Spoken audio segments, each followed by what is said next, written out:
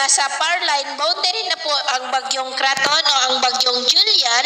na ating binabantayan at papasok na po yan dito sa ating area of responsibility. At sa susunod na mga oras, bago po magtanghali ay nagbabanta na po na mag-landfall sa Taiwan at after landfall scenario ay posibleng unti-unti na po yan nahihina hanggang po sa tuluyan na yan na malulusaw. Pero ngayong madaling araw ay taglay pa rin po niya ang lakas ng hangin na umaabot po hanggang sa 165 kilometers per hour. At pagkatapos ng bagyong Julian, unti-unti na po natin na maramdaman dito sa norte ang mahinang daloy ng malamig na bugso ng hanging amihan o ang tinatawag po natin na northeasterly surface wind flow na nasa transition period na po tayo. At sa ating long range forecast, wala pa naman pong bagyo na nakikita na tatawid dito sa ating bansa for the next 2 weeks, pero may namamataan dito na posibleng bagyo na mabubuo sa silangan sa labas ng ating area of responsibility at ang development nito ating babantayan kung matutuloy po o hindi. At sa lagay ng ating panahon,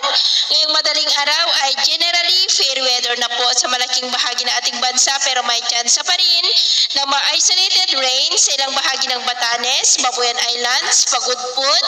ilang bahagi po ng Cagayan dulot ng trough ng bagyo at may mga isolated rains rin sa ilan pang bahagi ng Divilacan, Palanan, Aurora, ilang bahagi pa ng Ilocos Region,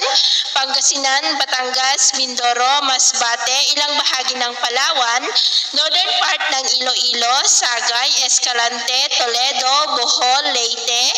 Eastern Samar, Dinagat Island, Holosulu, Zamboanga del Sur, Cotabato, ilang bahagi po ng Sorsogon at Davao. At mamaya po ay sisikat ang araw sa malaking bahagi ng ating bansa. Generally, fair weather po, pero may chance pa rin ng maulap na kalangitan with isolated rains, lalo na po sa ilang bahagi ng Ilocos Norte, Isabela, ilang bahagi ng Cagayan, Mamburao, Palawan at Samar.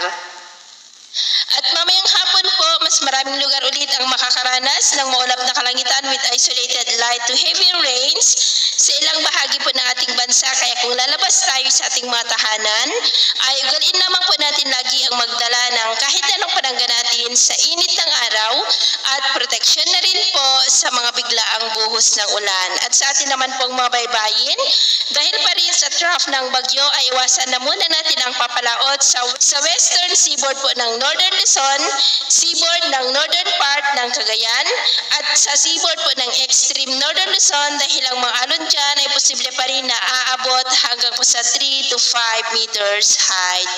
Kaya hanggat maaari ay iwasan na muna natin ang papalaot dyan po sa mga may kulay pula para mas makaiwas sa mga sakunang pangkaragdagan.